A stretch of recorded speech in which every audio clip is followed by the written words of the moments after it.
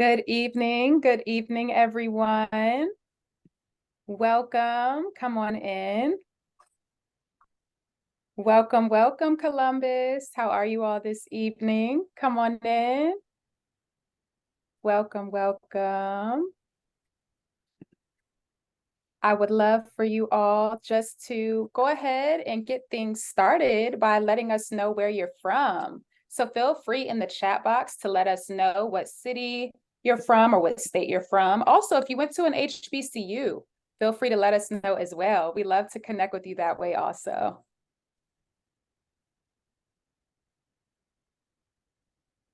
Galina, welcome, Teresa. Where's everyone from? We're going to give it just a couple minutes to let everyone in from the waiting room. Let's see here. I see Joanna King is from Dallas, Texas. Welcome. Norfolk State grad. Awesome. Welcome. Happy to have you tonight. I see Gregory Tucker is from Dayton. Welcome. Philip is from Toledo. Very nice. Awesome. I see North Carolina in the building. Autumn is from Cleveland. Welcome, Autumn. I see Gregory is from Dayton. Welcome. Awesome. Very nice. So we have a pretty diverse group here with us tonight. We're going to give it about 30 more seconds just to let everyone in who is trying to join. And we will go ahead and get into our presentation shortly. And if you could put your LinkedIn link in the chat so we can connect with each other. I'm going to put mine in there. So welcome, everyone. Yes, welcome. Indeed, if you have a LinkedIn link, that's a wonderful way for us to network with you as well. Feel free to add that in the chat. I'm going to add mine as well. Welcome, Danielle from Columbus. Welcome. Awesome. So it looks like I have everyone in. So I'm going to get ready to share my screen and we will get started. All right, so I want to welcome you all to the Columbus chapter meeting. Tonight, we are going to be talking a little bit about our sponsor of the night, which is the Ohio Climate Change Justice Fund. And so I want to go ahead and get us started by covering just a few quick housekeeping items. So first, if you are able to turn on your cameras tonight, that is a wonderful way for us to connect with you. We love to see your beautiful faces. So if you are able to turn on your camera, feel free to do so. And if you haven't already, in the chat box, let us know what city you're from and if you went to an HBCU. And also, if you have a LinkedIn link, feel free to add that in the chat box as well. We'd love to connect with you after the call that way also. And just a heads up, you all will be receiving an email with the contact information of everyone who responded in the chat. So you definitely want to use the chat tonight so that you all can keep in touch with one another. So definitely feel free. Also, if you wanted to promote any services that you may have or any events that you'd like to share with the group, you can feel free to add that in the chat box as well. The chat will be emailed out to everyone who attended tonight. And I will also be sending out the presentation as well. So you'll have a copy of that. So that will go out with the chat. Wonderful. Thank you so much, David. So I want to go ahead and just cover our meeting agenda for the evening. So we're going to get started just by discussing what Black Achievers is all about and how we got started. And then we are going to have a feature from our sponsor, which is the Ohio Climate Change Justice Fund. And so the theme for tonight is listen, lead, share, and serve. We also are going to be encouraging everyone who comes in tonight to take a quick survey, letting us know how your experience is tonight. And we also will be having 3 breakout room discussions. So this is a great opportunity to network and connect with others in your city, in your area. And of course, just a wonderful time to really discuss climate change on tonight as well. And a little bit about me, your host. My name is Georgette Beeson. I'm a communications director here at Black Achievers. I'm also a podcast host. And my goal for tonight is to help you all to network while also discussing the importance of climate change.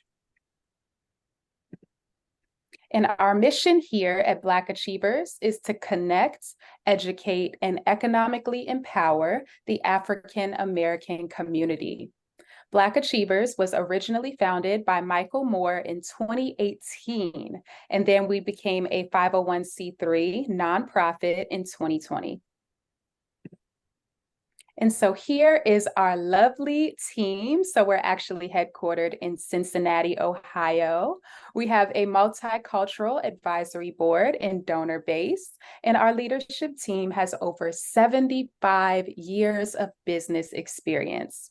We currently have chapters in 12 cities nationwide. And we are also one of the largest Black professional networks in the country. We currently have 100,000 members nationwide. We currently also have 3,700 members right here in the city of Columbus. And we also have received a total of 25 community partnerships. So here are just a few of our sponsors, and I'm sure you see some familiar names like Kroger, Bank of America, Duke Energy, Mercy Health, and several others. So we have been blessed to be able to raise over $1 million in support from our sponsors. If you or your company may be interested in learning more about sponsorship of the Black Achievers networking events, you can feel free to email us at request@blackachievers.com. And our vision here at Black Achievers is to create a world where more African Americans achieve the American dream. And so now we want to dive a little deeper into the theme of tonight, which is listen, lead, share, and serve. So our sponsor, which is Ohio Climate Justice Fund, is guided by an advisory board comprised of Ohio environmental advocates and leaders that invest in Black, Indigenous, and people of color organizations located in Ohio, working at the intersection of racial justice and climate action. To learn more about Ohio Climate Justice Fund, you can feel free to visit ohioclimatejusticefund.org. And here are the three main pillars that we live by. And so we are committed to the GMES principles for democratic organizing. And so as you can see here, the first pillar is that we share decision-making power in our communities. Our second pillar is that we want to hear and learn from the lived experience of Ohioans. The third and final pillar is that we will intentionally fund organizations led by Black, Indigenous, and people of color. Now we'd like to share a little bit more about the Listen, Lead, Share, and Serve model. So Listen, Lead, Share, and Serve is a statewide grassroots campaign that includes a goal of hosting public conversations with community members and stakeholders about the best and most effective ways to address climate and environmental justice in our communities. We see intentional and authentic community listening as the first step to building a diverse coalition of advocates that influence policy change that leads to a just and inclusive clean energy economy for Ohio. So why does climate change matter? Climate change is a change in the usual weather found in a place. This also includes the change in Earth's climate and the usual temperature. Climate can take much time and many years to change, but we hope that by having meetings like these, we can begin to move forward in the direction that we need to see the change that we want in our communities. In the United States, climate change leads to more extreme weather and disasters, such as increasingly dangerous hurricanes like Katrina and Harvey, as well as devastating wildfires and even the extreme cold weather events of 2021. In Ohio, climate change puts wildfire, drinking water, and the regional economy at risk. So, what can we do to help with climate change? You can lessen the impacts of climate change by making choices that help advance solutions and reduce greenhouse gas emissions. Decisions that we all make today can shape the world for decades and even centuries to come. Not only are these actions good for the environment, but they are also good for personal and community health, equity, environmental justice, quality of life, and our shared futures. So now we'd like to go ahead and split into our first breakout rooms of the evening. This is an opportunity for us to begin to discuss a little bit of what we've experienced in our own communities with climate change.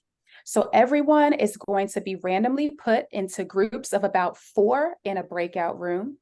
These rooms will last 12 minutes long, and they're designed to get to know one another while answering the discussion questions that we'll share with you next. Quick tip, you want to make sure to unmute yourself, maybe spend about 30 seconds getting to know your group members, and then you'll have another minute or so each to answer the following questions that we'll share with you in the next slide. And then there will also be time for open discussion. Finally, remember, you can leave your breakout room for any reason at any time. And so now to our discussion questions. The first is, how do you see climate change impacting your community now, or in the past, or even in the future? The second discussion point is, what opportunities do you wish to see in your community that will help mitigate the effects of climate change? And the third and final discussion point, do you see climate change as an urgent issue? And how do we make it relevant in our communities? So these are wonderful questions that we want to get, started and acclimated with in our group. So we are going to go ahead and prepare to split into our first groups of the night.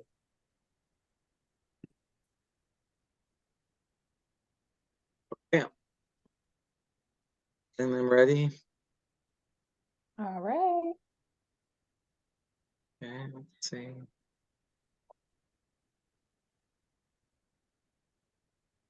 One second, make sure I have enough people. Okay, here we go.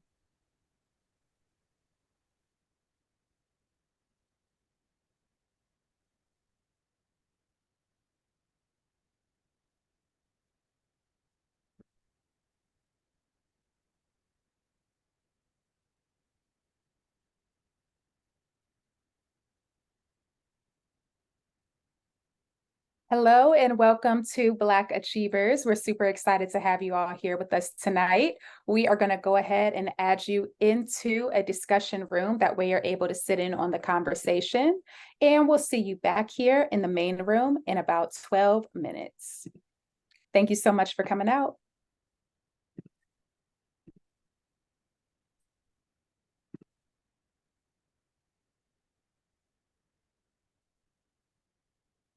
The timer said.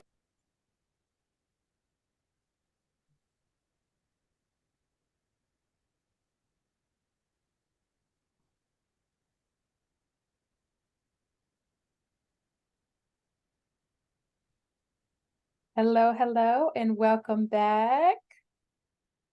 We're going to give it a few more seconds for everyone to rejoin us.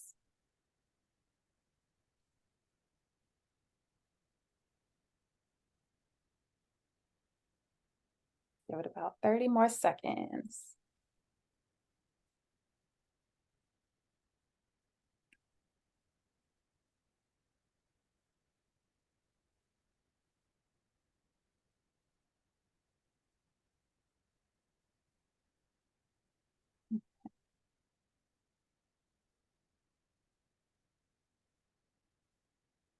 Hello, everyone. Welcome back. Welcome back. Come on in the room.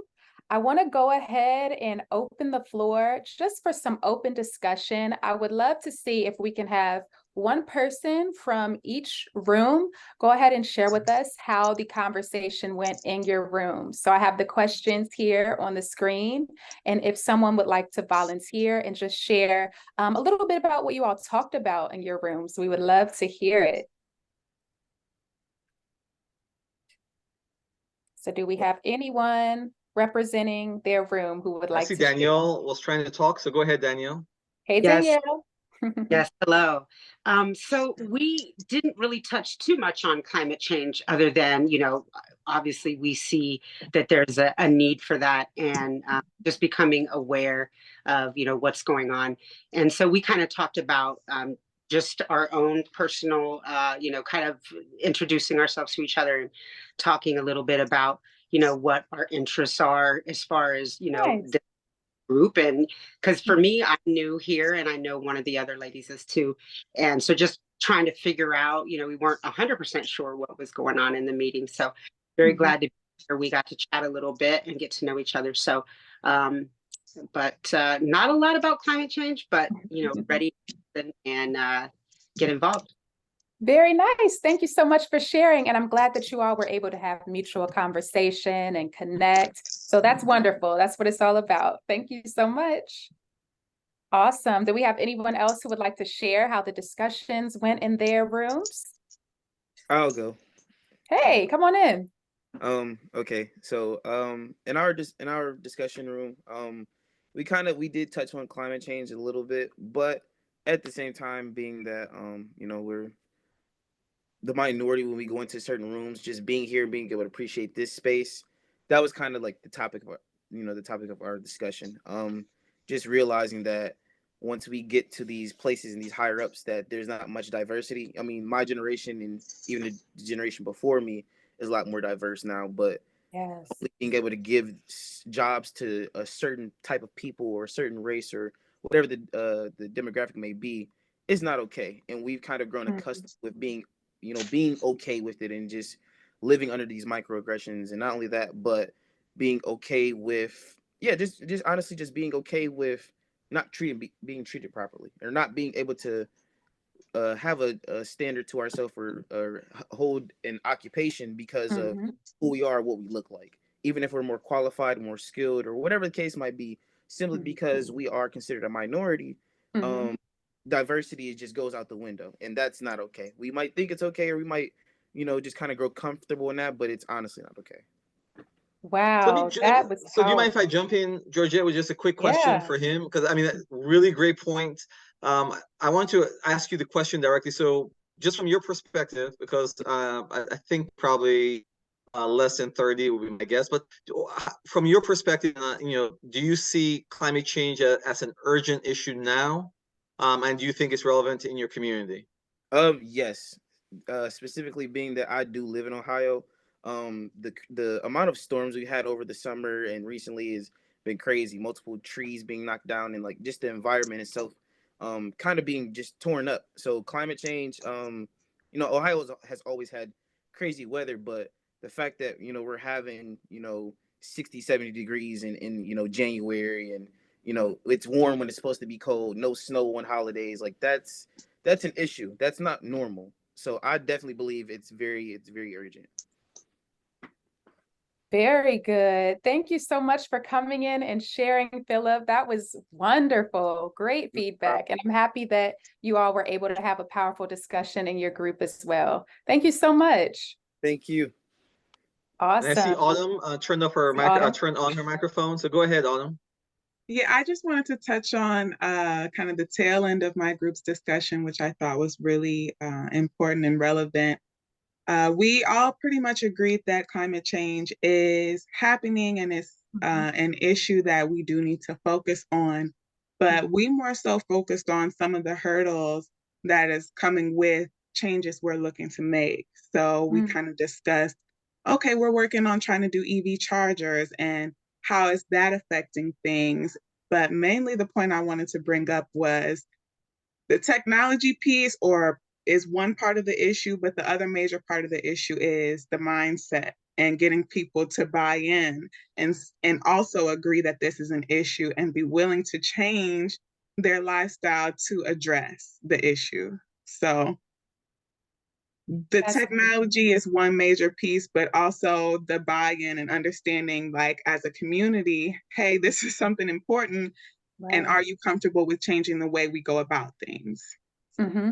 Yeah, that's good stuff. And getting people to recognize the value in it, but also be willing to collaborate with one another. And it takes an open mindset for sure. Like you mentioned, it's that mindset piece because we're so accustomed to things being a certain way. And when you're used to conforming, sometimes you're not willing to look outside of the box and see what's really going on. So I appreciate that so much. Thank you. No problem. Awesome. Do we have anyone else who would like to join in? I'll share for my group. Sure. So for the first question, how do you see climate change impacting your community now, in the past, or in the future? We had a discussion about how climate change impacted our community in the past. One lady mentioned how she was able to see communities being, as far as like forests being torn down and building up these neighborhoods for just people like us, and how in these type of neighborhoods, because there are trees that would normally shade everyone, being that those were gone, those type of communities were a little bit more hotter than in the rural area. Wow. And then we talked about a lot about real estate and also investing, kind of tie that into economics when it came down to climate change. So Mhm. places that are deforest, and experiencing these type of things, a lot of people aren't investing in that because the land is already basically run down. Not really too much of attraction to it. I'm not getting no tourists coming through, so it's not really of a economic value to have those type of investments. And then also in the last question, do you see climate change as an urgent issue? We all agreed that yes, it is an urgent issue. But before the group dispersed, I was trying to make the comment that how do we make this relevant in the community? I think this is relevant in our community. I think more so it's not that we need to make a change. I feel like more so reverting back to everyone, instead of everyone having their own cars. What's wrong with everybody riding Dakota? Is that most definitely would be beneficial. Or going back to having neighborhood gardens, or going back to actually going to farmers market. So that way we're not adding too much pesticides or anything into our environment and into what we breathe. And we're not adding too much pollution into the air and just so on and so forth.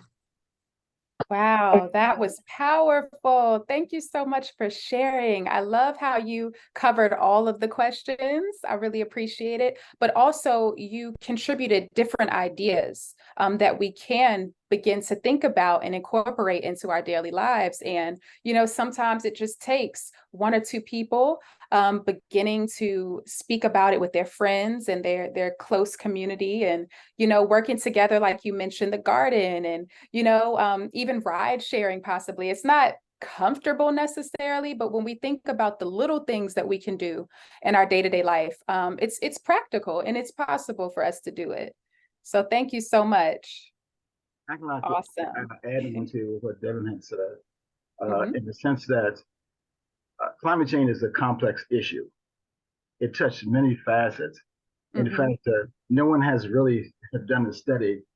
Like there was one that's done by Ray Dalio, The Changing World Order. Nobody has looked at climate change from a changing world order, because we are going through evolution of the cycle, but we don't know Mhm. where in the cycle that we are. Where Mm. this is a major problem, a minor problem, it will correct itself. Mhm. Right now, there's a lot of issues: political, economical, technological. There's a lot of issues, behavior issues that entails within climate control, because each one feeds on itself. Right now, we have our food source is coming from a source that's polluting the earth depleting our food supply. We are polluting our streams with too much waste. It's getting in our drinking water. Pretty soon we will have a lot of a problem other than the climate. We have the basic ability to feed ourselves, to drink. So it's much more complex than just simply climate control. That is a very, very good point, Melvin. It goes so much deeper than meets the surface. And I appreciate you mentioning that as well. And I think that this is just where we get started. This is just scratching the surface, but us just getting educated and joining together to have these type of discussions. So at least it begins to be somewhat front of mind. When we can have these discussions, I think it's powerful. So I thank you so much for sharing, Melvin. Awesome. Did we get everyone? Awesome. All righty. I'm going to go ahead and get us back into the presentation. So I did want to invite you all, if you're able to and willing to, we have a little event survey that we would love to invite you all to fill out at any point throughout this evening or sometime later this week. But we are actually really looking to get everyone's feedback via this survey. And we also are offering gift cards to everyone who does fill out the survey tonight. It helps us to know how to continue to coordinate these events. So if you would be interested in supporting us via survey, feel free to either scan the QR code on your screen. You'll just use your camera, hold your camera up to the screen, and it should scan the code. Or you can visit the link that is just below the code, and we'll also add that in the chat box as well. Now, I did, because that's a pretty tough Oh, link. awesome. Thank you, So I put it in David. the chat. Thank you so much. Just a few quick things to note. So when you do go to the survey, just a heads up, it'll ask you for an event code. This is where you want to put in the event code ID, which is capital BLA3. And you may even want to take a picture of this in case you fill out the survey later. And then when it asks you for the email, you want to put in the Black Achievers email. That way they know what group you were a part of. So this is OCJF@blackachievers.com. And again, the information will be in the chat, but you can also feel free to take a picture. That way you're able to fill this out later. And then at the very bottom of the survey, it will ask you for your name and your personal email. That is at the very, very bottom. So again, at the top, you'll put in the event code, BLA3. You'll put in the event email, which is the Black Achievers email at the top. And then at the very bottom, after you've finished answering the few questions, you'll add your name and your personal email. And then we'll have your information and we'll be able to send you that gift card just as a thanks for filling out the survey for us tonight. So anyone have any questions on it? All righty. And Okay. if not, I'll go ahead and get us back into the discussion. So we want to talk a little bit about clean energy. So clean energy is energy that comes from sources that cannot be used up or renewable and that do not pollute the environment when used, such as zero emissions. So clean energy also describes the energy saved by using technology that allows us to do the same tasks with less energy. So these are energy efficient measures. So here are just a few energy source examples. So you see your fossil fuels on the left side, and a few examples of fossil fuels includes your oil, your coal, and your natural gas. And then on the right, we have our renewable energy sources. And a few examples are solar, wind, biomass, geothermal, and hydropower. And so clean energy and clean tech are some of the fastest growing sectors in the US, with huge possibility for stable, family sustaining jobs at a variety of training and skill levels. In 2019, renewable energy jobs in Ohio grew to about 7.8% higher and faster than any other Midwestern states. That's very cool to know. And so now we want to go ahead and get into the next discussion point, discussing clean energy in our groups. So again, we're going to go ahead and get split into groups of about 4 in a breakout room. These rooms will last 12 minutes long, and they are designed to get to know one another, but also collaborate on discussion. And so the discussion questions are, what do you, your family, and your community value as the most important benefits of clean energy related to jobs? The next question is, what do you value in a good job? Is that wages, security, impact, or something else? And the third and final question is, what should the pathway look like for clean energy jobs in our communities? So we're going to go ahead and get prepared to discuss these questions in our groups, get to brainstorming. Give us just a moment. We're going to add you all in.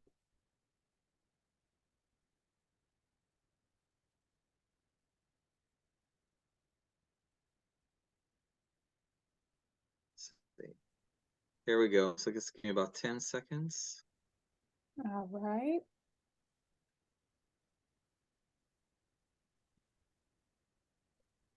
Thank you all for your patience.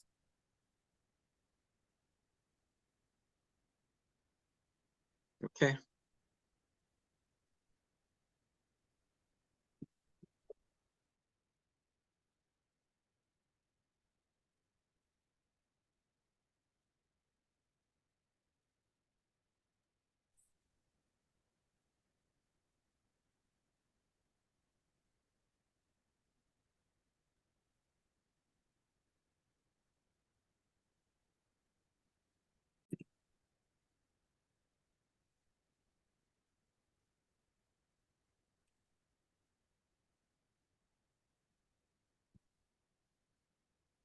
And then share your screen.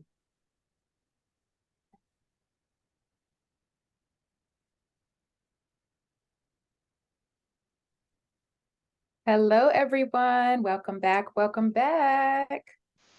Alrighty, so before we open the floor for open discussion, I quickly want to invite you all to utilize the chat box to add your contact information. That way we're able to network and connect with you after the call. Now, the chat contact information will be emailed out to everyone who attended tonight. So if there's anyone that you didn't get a chance to connect with, or that you did and you want to stay in contact with them, make sure to leave your contact information in the chat. That way they receive it in the email that goes out this week.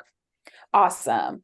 So now I want to go ahead and open the floor for us to go ahead and just discuss the main questions that we just talked about. And I'd love to see if we can get maybe one person from each room to maybe answer one of the questions and just let us know how the discussion went.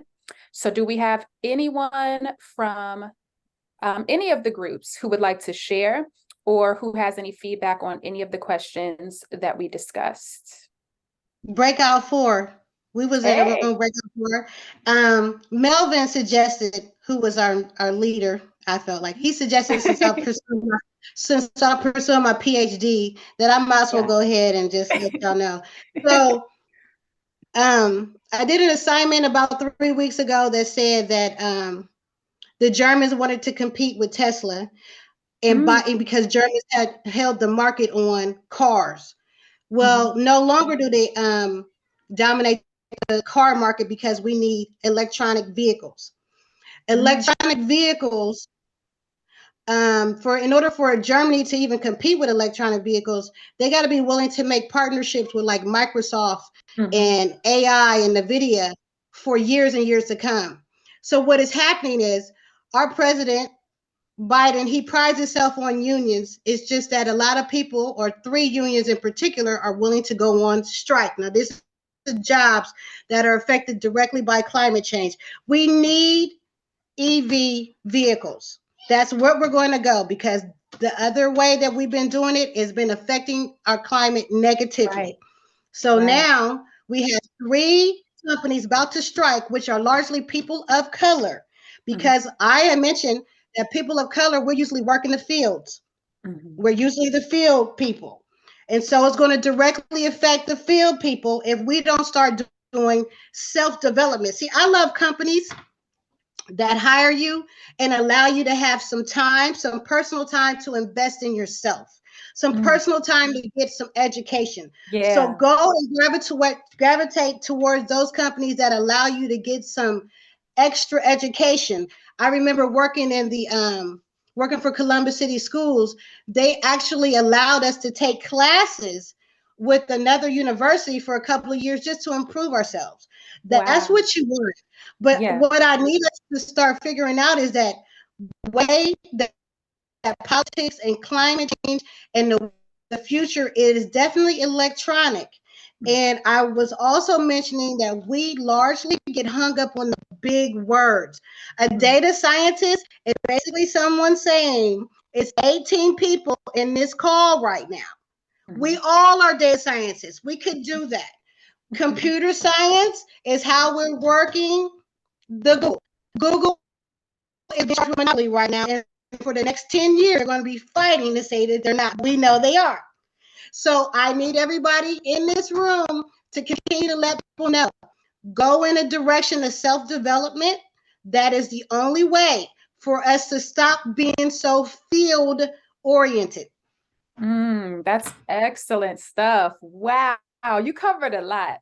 You really covered a lot. But I always say, as we see technology moving, it's so important for us to have our own skill set, to develop ourselves so we're not dependent on the system, especially when things get really critical, because it's going to get to a point where those common jobs are definitely not going to be available. So like you said, that self-development piece, investing in ourselves now, that is the key. And I love how you covered clean energy with jobs as well. That was excellent. Spot on. Thank you so much. The key thing I like to Awesome. add, the key thing I like to add is the fact that many people Sure. like to do it in a solo fashion. But the key thing, you don't learn in a solo fashion, you learn in groups. You make money in groups, you learn in groups. You see a football team, they don't have one player, right? They have a team of players. That's They true. make a team. And the same thing applies in everything. In business, you have business partners to make a team. So if we go solo, then we'll never get any place in life. That's true. Also, we need to go where the next future is going. The next future is going towards blockchain technology, to AI. That's where the jobs are. Yeah. That's where the future are. Future is going to be very hard for people who look at conventional jobs, because we don't know, even Ford, GM, we don't know whether they're going to be here next year. That's a good point. That's very good. We got to stay ahead of the game and stay updated too. Continue to educate ourselves on the way technology is moving so that we don't get left behind as things continue to progress. It's very critical. But Thank you so much. The biggest part is the fact that you don't learn that in school. Right. School are always behind. That's so Schools true. lag behind. In fact, schools should have taught us about finance a long time ago. Have they taught us about finance? Of course not. Finance is key to everyone's life. In fact, right now, cleaning their jobs. A lot of people are going to want cleaning their jobs, but they may not be able to afford it. What are the most clean energy? Nuclear and also geothermal. Well, one of the things that is important to understand, which we covered very, very, very briefly, is clean energy jobs, not necessarily jobs that are directly in the job. They could even be related to the job. So if you think about solar panels, the people who install it, but even the project managers, so even jobs that surround clean energy also count as clean energy. So clean energy is creating a lot of opportunities. It's just a matter of understanding how to look at it. So this is a really good discussion. I haven't heard from Yolanda. So Yolanda, how do things go in your room? And I'll just ask one of the questions, like, what do you value in a good job? I've been the person behind the scenes and and chatting in our groups. What I value is an opportunity to learn. I'm a former employee from Wright-Patterson Air Force Base. So Uncle Sam gave me 2 years of high school, a bachelor's degree, a master's, and I got my PhD on the job. So I did well. I did well. And as I was sharing, he was worrying about being the only face. I've always been the only face. We don't take that as a negative. While I may not have known everyone, everyone has always known who I was. Wow. Would approach me, and just the sheer fact that I was there said that I was qualified and was respected and accepted and included at the table. And I'm still doing that. I'm a real estate broker. I'm a certified HUD housing counselor. I'm helping people to stay in their homes. And clean energy, I see it all the time. Being here in the Capitol, I'm a government entity and staying involved in what's going on just by sheer nature, because that's the way I grew up. So here I am. Beautifully said. Thank you so much for sharing. Who would have known? You were sitting back quiet and had all that to say. Thank you, David, for calling on her. Yes. Front and center. I'm a Leo and I'm always front and center, but I was just kind of keeping our groups going. So allow someone else to show their light as well. I love that, Yolanda. Thank you so much. Sure. Awesome. Did we get everyone? Was there anyone else? Well, Danielle had a question in the chat, which I thought was pretty interesting. Okay. She said, how about EV vehicles? She said, I have a fully electric car and still get comments about fossil fuel usage. What do I say? Anyone have any idea of how to respond to someone who's making negative comments about an EV car? Andy? I would comment that they should be the change they want to see. If you are doing what you can to address the need, then their negativity can stay right where they found it. You know, that's good.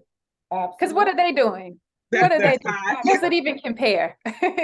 You know, if you're doing what you can, they're worried about the wrong thing. Yeah, Exactly. that Well was very said. good. Yeah, fossil fuels is not the G. I mean, what?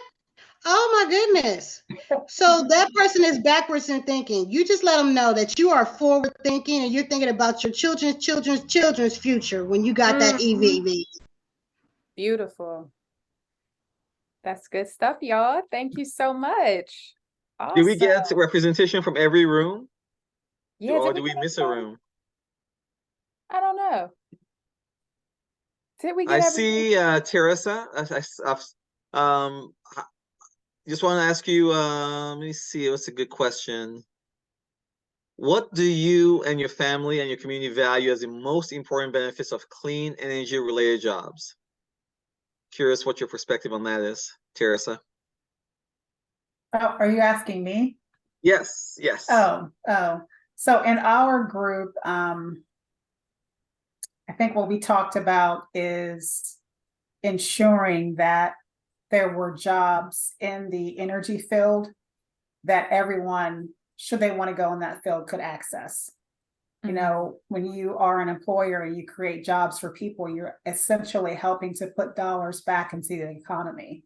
But sometimes there are gatekeepers who will allow or not allow and block people from getting those certain jobs. I assist people with their resumes and assist with helping them get recruited. And sometimes when they want to make a career change or want to go from one field into the other, there's always someone that says, oh, but you've only done this for 18 years. But they have transferable skills that will help them get into those clean energy related positions. So I would love to see people be more open-minded and allow, you know, new people to come into those positions and use their skills to be able to help propel us to the next level. Maybe we are stagnant because we are so, Exactly. exactly, only focused on one thing, and we're not allowing other people to come in to bring their perspective. Oh, I love that. That is so good. We need those fresh perspectives. Wow, that is excellent. I have one thing to say. Yeah. I think that what's going to happen with in-related energy is the fact that price can be done at a price that is affordable. And Yeah. with things happening today, we may not have people who can afford it. Mhm. That's a good point. Very good So it's going point. to stagnate as a result of that. Can we get Mhm. clean energy to the point where we can have people being able to afford it?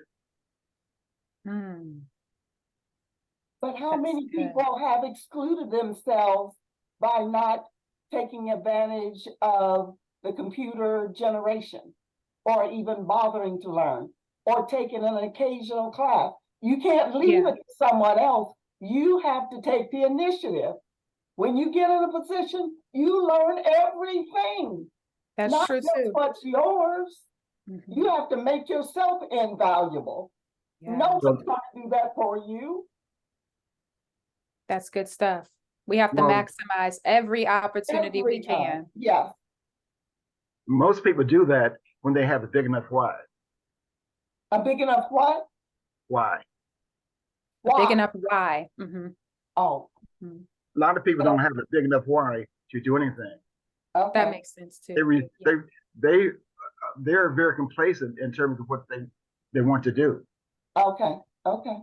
So you have to get people beyond their complacency and be able to have a why. And we don't have kids dream anymore. Mm.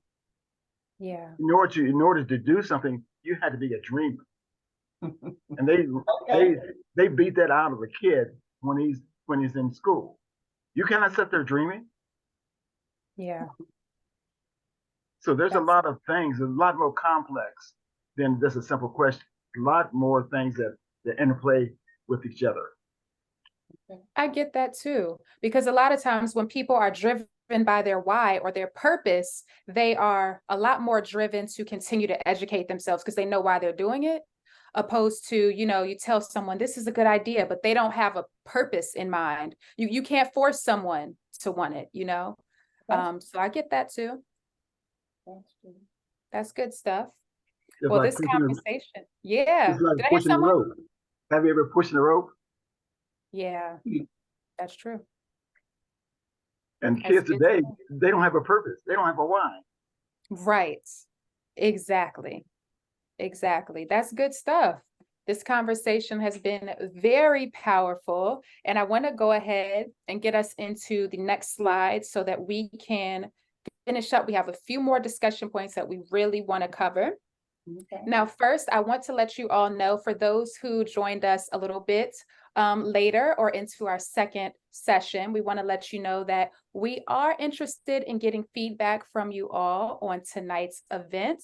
So you can feel free, if you'd like, to submit a survey on tonight's event. It really helps us to continue to make these events meaningful for our communities, and we would really appreciate if we could have your feedback. We're also giving out gift cards for everyone who does fill out a survey. So you can either scan the QR code on the screen, or you can visit the link that is on the screen as well. We'll make sure to add that in the chat. So you can just click on it and access the survey. Quick note, when you go to the survey, you'll see that it's going to ask you for an event code, and you'll put in BLA3. And then when it asks you for the email, that is the Black Achievers Events email, which we have listed on the screen. And you can feel free to even take a picture of this. And then last but not least, at the bottom, it will ask you as the final question, what is your name and personal email? And that's where you'll put in your personal email. But the first email that you'll add is the Black Achievers email. That just allows them to know what organization you were with tonight. So yes, and of course, again, we will definitely be sending out those gift cards because it's so important for us to get feedback from our communities so that we can make these events as meaningful as possible. All righty, you all. So now I want to go ahead and get into a little bit more on gas, lights, and water. So we'll discuss and cover inequitable cost. First, communities are challenged with paying increasing costs of gas, lights, and water. Bills will continue to go up with climate change impacts, making the energy burdens for low-income households extremely high. Yet research indicates that those eligible rarely participate in energy affordability programs that aim to reduce the burden of these bills. And we were talking about that earlier, how we find that some people who are eligible simply aren't participating in learning more about these programs. So now we want to go ahead and break into another quick networking session in a breakout discussion room. So these rooms will last about 12 minutes long, and they are designed to go ahead and just cover a little bit more about energy consumption while getting to know one another. So the next question is consumer impact related. Why do you think more people are not using affordability programs? That is a tough one. The second question, what would you recommend be done so that more people have access to affordability programs? The third, did you know that you have a choice in choosing your electric provider? And if so, how would you go about choosing? The next option for discussion is, what are your thoughts about energy costs? And the final discussion point is, do you understand your energy bill? Because that's another huge one, is us understanding where is our money actually going to. So we're going to go ahead and split up into rooms to discuss these points, and I will make sure to send them to you all as well so that you have them in your rooms. Give us just a moment.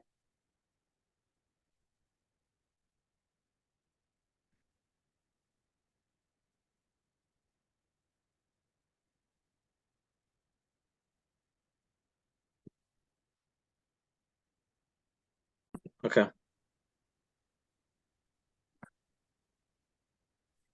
Okay. Everyone should be coming back.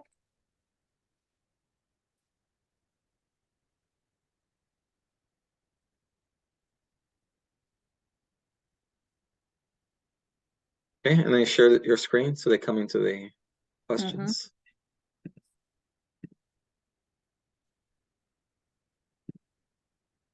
All righty, welcome back, everyone. Welcome, welcome. So, of course, we want to go ahead and open the floor for open discussion. If we have anyone who wants to represent their rooms and kind of let us know what discussion points you all hit on in your rooms, we would love to hear it. So, do we have any volunteers?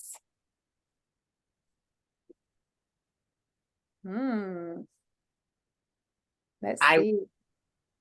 So I remember our room number actually, but we talked about the third party. The third party, that seemed to be a popular topic for us. The not understanding the benefit in many cases to switching to a third party billing provider or whatever. So just understanding what they are providing and what your rights are with, now another company added to the mix.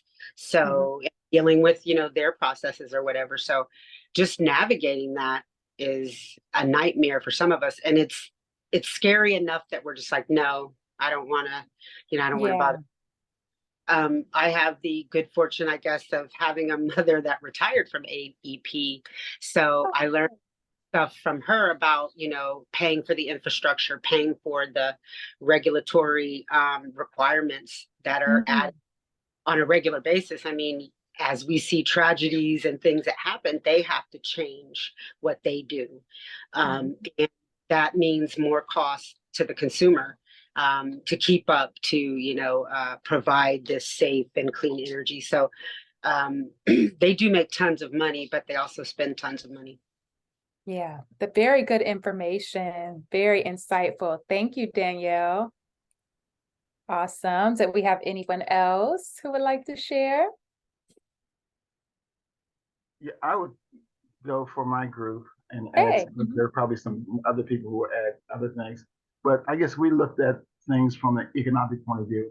We have had somebody who has been inflating things over years, and our money become less and less to the point where it's costing more to do the same things we did Oh, yeah. earlier. Mhm. And that's going to continue because they want to move us to a different space. They want us to have a space where nobody own anything and be happy. So that's what they're driving us towards. Wow. That's deep. Definitely food for thought. Wow. Did we have anyone else? I kind of want to go back to what Danielle was mentioning about infrastructure and kind of tie that into the climate change discussion. Because just like you mentioned, when they're going in and replacing or updating infrastructure, that costs money. Yeah. And I've mentioned to my group, I've been working in utility for the majority of my career. So when we go and we install, whether that's poles, underground equipment, there's not a lifespan that they're looking to get out of it. They just go install it and run till failure. Wow. And so when replacements happen, yeah, there's a cost that comes with it. But then when you throw in climate change, which is causing more storms, which means, like I mentioned, the tornado in Cleveland, all those poles that needed to be replaced, those transformers that needed to be replaced, that's money that they weren't looking to spend. So then when it comes to, well, who's going to pay for all of this? It goes right back to the consumer because they're not going to cut into their profits to make sure, because the level that we're getting power is not where they're making money. They're making money selling power state to state. So they don't care to improve the infrastructure we're using, and there's not really a budget to go in and replace those things. So then when you throw climate change on top of that, and we're replacing things that they weren't even looking to replace for 20, 30, 40 years down the line, that's why it comes back and we're saying, oh, well, why is the bill looking crazy? Well, that's because the climate change is causing us to go and replace these things, and we got to pay somebody to do that. Oh, that's good insight. Wow. I love the way you broke that down so seamlessly. It's like, this is why our energy bills fluctuate so much, and we're seeing the height in energy costs. That was very good. Thank you so much. No problem. So Autumn, let me ask you this on top of that. So it sounds like you understand a lot of, the energy bill and how things work. The part of this set of questions here is like, they are programs for a lot of people in the Black community that are not being taken advantage of. And so, I mean, why would you think that they're not using it? Is it maybe because what Danielle said, it feels like it's too complicated, or is it they just don't know, or like, that's the thing that's puzzling is like, there's usually most things out there are really quite, systemically out there to disadvantage the Black community. But then when there are things that we can take advantage of, we seem to not jump on them. And I guess the climate change group wants to know why. Like, why do we feel like people are not taking advantage of at least that they're there? Definitely, because they usually out of money. By the time we fill out the paperwork and jump through all their hoops, they out of money because it goes right through the welfare place where all the welfare people that are familiar with the welfare system already done took up all the money. So ain't nobody jumping through the more hoops. So cynicism is one reason. It's what you're saying, Shakila. Like, people they don't believe if they actually do go through the paperwork that there would actually be an advantage. That's what you're thinking. Okay. Well, it's a couple of things. One, people don't know about them. More times than not, they don't know that there are resources out there to help you pay for them. When we do find out, Miss Yolanda has seen the back end of that, and she mentioned to us, by the time Black people do figure out what's going on, half of that money has been distributed to people who weren't targeted for. Right. And then it is kind of scary if you don't have the resources to understand, okay, these programs are for you. You're not going to be penalized for using them. Access is an issue. A lot of the people who need these programs, their time is very limited. They can only get to you really early in the morning or really early at night. And the counselors and offices where you have to go and get these funds, they're available around the same time that the people who need them have to be at work. That's a good I point. mean, even I work in the utility industry. I can't name 5 programs for you that people can use. I don't know about them. I learned them from the customer service side when I'm calling about my bill. So Look, there's a knowledge issue I as know well. Yeah. And you got, like you said, you got to be there at 6 o'clock in the morning to get in line to get a few slots. You know, there aren't even a lot of slots. So you get those few slots. You've been out there 4 or 5 hours and you're not enough to get one of the few slots that they have. And it is frustrating. You come down there on the bus with your last $4 and you find out that you don't get a spot. So now you have to come back down, and they lose their desire to do it. They put you through so much mess that if you don't have enough fortitude, you will quit. And That's sometimes such a good point. that's what they want you to do. They're like, yeah, here's the benefit. You better jump tall and high if you think you're going to use. And I think it's interesting because there's always a balance. My phone will start ringing sometime at 7:30, 7:45, and I typically don't start before 10 unless it's someone that I have identified. Then I might answer the phone. But yes, they start early and late, and sometimes on Saturdays and Sundays my phone will ring. Wow. Because I work from home a lot of times, being that I have that privilege that if they're in a crisis situation, they'll call me on Saturday afternoon or Sunday. Wow. And depending on the message, I'll determine whether or not I'm going to call them back. If I can, see where I can assist them. Wow. So the 4 things I've heard from everyone is, one, knowledge no one knows. So it's just knowing which things you can take advantage of to reduce your energy bill.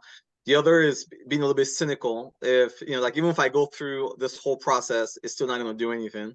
The other is access. People who need it have limited time because they're working 2 or 3 jobs to make ends meet. So they don't have time to figure these things out. And even when they get there to figure it out, it's a whole bunch of hoops and a bunch of processes, and then they might even give up during that process. So after they fight through all that pain, it's still, and even after they do it, it might get rejected because they didn't check a T or or something like that. Okay, so yeah, so really, really good feedback. Thanks a lot. Very good takeaways, David. Thank you for summarizing all of the feedback we've received. Wonderful.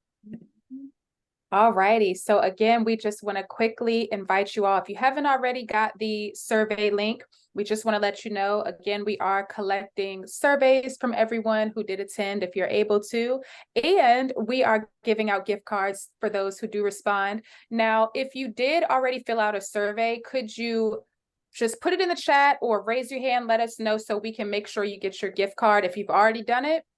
And if you have not done it, you just want to make sure before you send it to hit send me a copy of my response. That way we can get a copy as well as our sponsors. We want to make sure we have your name in our system so you get your gift card that we promised. So did we have anyone who already did it? I see one person mentioned that they did it, so that's awesome. Okay, perfect. Yep. Oh yeah, so if you haven't, just make sure at the end of the form there's a checkbox that says send me a copy. So if you check that, then we get a copy, we know you did it, then we'll send you the gift card. So if you've already done it, like Teresa's already done it, then I'll be sure to add her to the list and send her gift card. So thanks a lot for filling it out. Much appreciated. Yes, thank you. And thank you to those who plan to send the survey as well. Thank you so much. Thank you. All righty, you all. So really quickly, before we get ready to wrap up with our final questions, this is just a quick sample of an electric bill. I know we talked about, do we understand the breakdown of our bills? Do we understand the usage table and the usage comparison? So this was just a quick sample. And of course, you all will also be receiving a copy of this slideshow. So you'll be able to go back through and see the different discussion points and different information that we highlighted here tonight as well. So really quickly, we want to just review racism as a public health crisis. So systemic racism has long influenced where major sources of pollution are located within communities. In the early 20th century, white government planners in many municipalities drew redlining maps that identified Black and Latino neighborhoods as undesirable and unworthy of housing loans. Heavy industry was permitted to cluster in those places, adding a toxic dimension that persists today. And this is very important to know as well, the redlining maps, because a lot of times, the minorities were grouped in certain groups and then overlooked, and we were pushed aside and deemed as unworthy of housing loans and quite a few other different opportunities that would have been available. So this is very important to know as well. So lastly, in open discussion, we want to discuss public health with you all. What comes to mind when you think of public health and how it may connect to climate change? And the last question of the night, what is your understanding regarding exposure to lead-based paint, dust, pipes, and fixtures in your community? So we'll go ahead and leave these two questions up, and we'll open the floor for anyone who would like to take a shot at answering one of these questions. Well, I'm in the housing field, so that's something I deal with on a regular basis. Oh, yes. Come on in, please. Being a real estate broker, we Mhm. have to look for that. You cannot get a HUD finance loan with that chip paint. That's a big ticket item because of children. And people have to sign off disclosures regarding lead paint. If it's being eradicated, it can't be chipped and on the ground. There's a lot of money spent behind that. And then all of the water issues that they had up north with lead and water. It's a big thing that we pay very close attention to in the real estate world. Wow, that's good information, Yolanda. And redlining, yes, we're still dealing with redlining. We deal with that as well as it relates to where industry goes, where public anything goes. And there are even grants and special tax abatement for industry that will go into minority areas to build because they want to try to spread it out. So they'll give them a big tax incentive to do that. Wow. So redlining is still alive, and so is lead-based paint issues. Older homes, we don't deal with it so much in newer homes. Anything past 78 doesn't have lead paint, but anything built before that, you have to take very close consideration and try to keep your children out of it if you possibly can. Even the dust settlement will affect a child's mental capability. Wow, that's deep. Thank you so much, Yolanda. Did we have anyone else who would like to take a shot at either of these discussion points? Well, I'm going to say I don't know very much about the effects of lead paint exposure. I know they mentioned it a lot to us in school, just saying, hey, this is bad. This is something you need to stay away from. This is causing issue. And then it kind of was posed to us like this was an issue. And now we're not really dealing with that. But then for you to mention to us, hey, we're still dealing with the effects of that. And even the redlining is something I didn't know is still an issue that we're dealing with. Because when we're talking about undercover, but it's done. Right. It's undercover. And then when it comes to like restoration with utility and such, the larger, like when we're talking about hospitals, nursing homes, things like that, those are the more high priority things that are being addressed when we're going to try to turn people's lights back on. So if there's redlining going into where we're putting these larger things, then that's affecting, well, how long your lights are going to be off when things do mess up. Because if you're not near those areas, you're not on the top of the totem pole when it comes to coming and fixing those things. So it's affecting more than just access.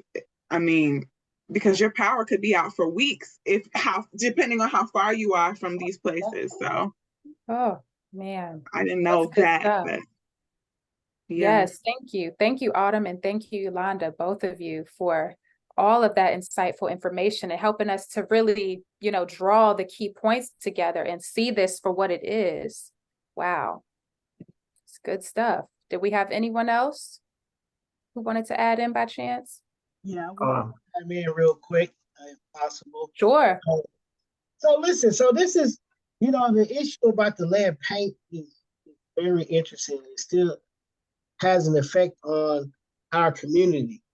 And I got a lot of information from, I was listening to this interview that Dick Gregory had with this guy, and he talked about how lead paint, and this is, Dick Gregory, rest in peace, but his information is just like timeless. And he talked about how a lot of the old homes that Black people grew up in are full of lead paint and are still full of lead paint to this day. To this day, yes.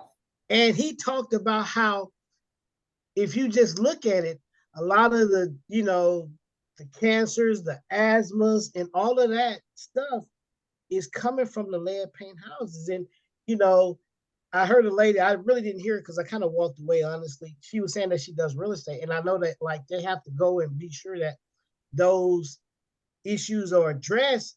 But a lot of the time, some of those issues aren't addressed and they still sell the houses. And this is what was really interesting, what he was talking about.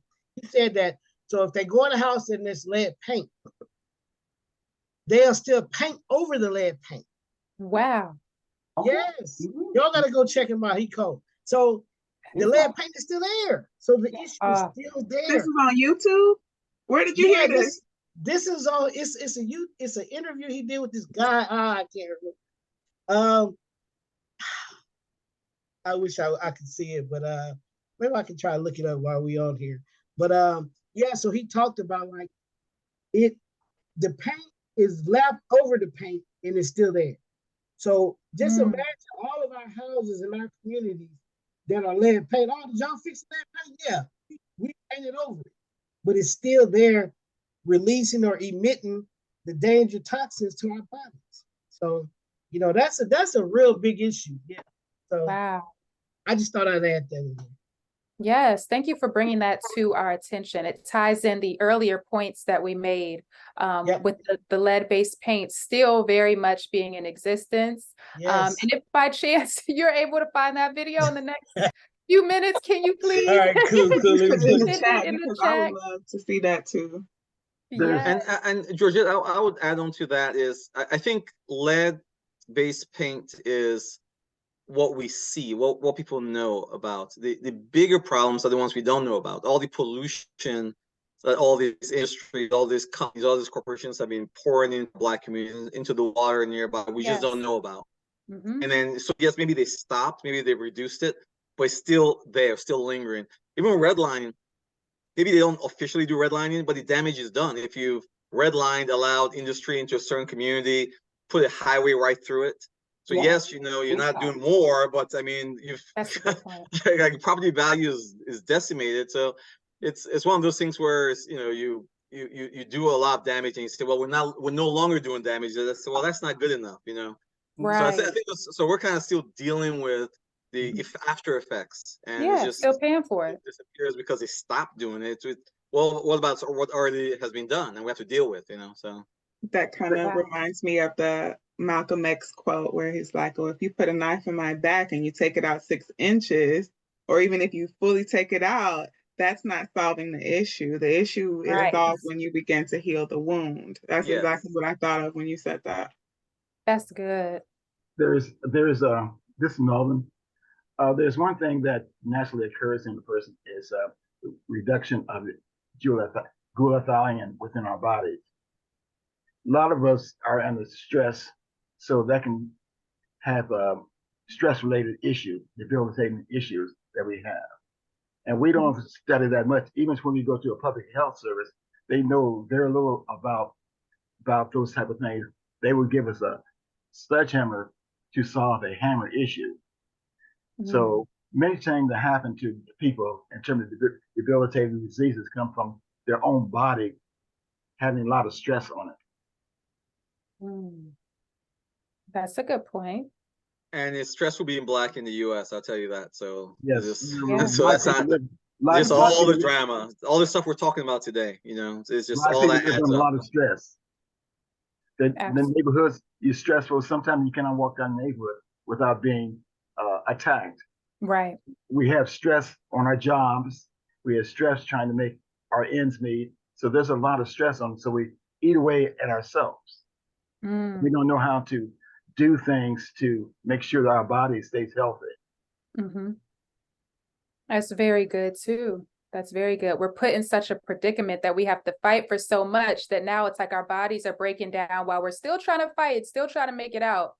And, you know, if you're not educated on how to properly take care of your wellness, no matter how hard you fight, it's like you still don't, you don't know, you know, you don't know what you don't know. So that's good stuff. To that point, I would say that is what comes to mind when I think about public health is the responsibility of educating how you are affecting your body negatively with your lifestyle, how you can positively affect your body with your lifestyle, and what types of changes you can make that aren't pills or, you know, walking regularly, things like that to help reduce your stress. And that, in my opinion, is the job of public health. It's not just to, you know, provide resources, but more so also providing the knowledge so you can continue to take care of yourself to reduce those effects. Exactly. But public health is an economic game. Right. They're not trying to educate you. They want you to stay where you are. Because the whole fact matters, if the education turns your health, the whole system would collapse. Exactly. It's about money. It's about money. That is true. Killing me. I love this. This is amazing. I'm loving it too. I'm loving it. It's so deep and it's so raw and real. And I feel like our communities need more of these conversations. So this is just the start. But this has been absolutely powerful tonight. And I can't wait to just reflect on everything that we've discussed. And again, you all will be receiving not only the chat with everyone's contact information, but you'll also receive, I believe he's going to send you the PowerPoint presentation as well. Was that correct, David? Yes, I will. I will send you PowerPoint as well. Yes. Perfect. Perfect. Do we have any final thoughts before we wrap? Yes, one thing. There's something I was talking about is in the PDR, the physician desk reference. But if you go to a doctor and ask him about that, something he would never tell you about it. Right. Right. They're depending on us to not know and to stay ignorant. Yes. But that something has been in the PDR. You don't have natural supplements been in the PDR. Everything is come from a pharmaceutical firm. Pharmaceutical firm would take a natural product that works and make it something that doesn't work, which have side effects. So our health system needs to be changed. Yes, absolutely. Needs to be rooted up from the ground up. We need a whole new one. Toss it out. I love this. This has been absolutely incredible. I want to thank you all so much for coming out tonight and making this event so meaningful, so powerful. We do hope to see you at a future Black Achievers event. Feel free to bring a friend or a family member. And I hope that you all have a blessed rest of your evening. And please fill out the survey. We need that. So that'll be very helpful. Okay, will do. I just finished mine not too long ago. Thank you. Thank you. All right, you all. Have a blessed night. Take care. Nice meeting everybody. Yes, nice meeting you all too. Was. Good night. Good night. Good night. Awesome. I'm gonna go ahead and stop the recording.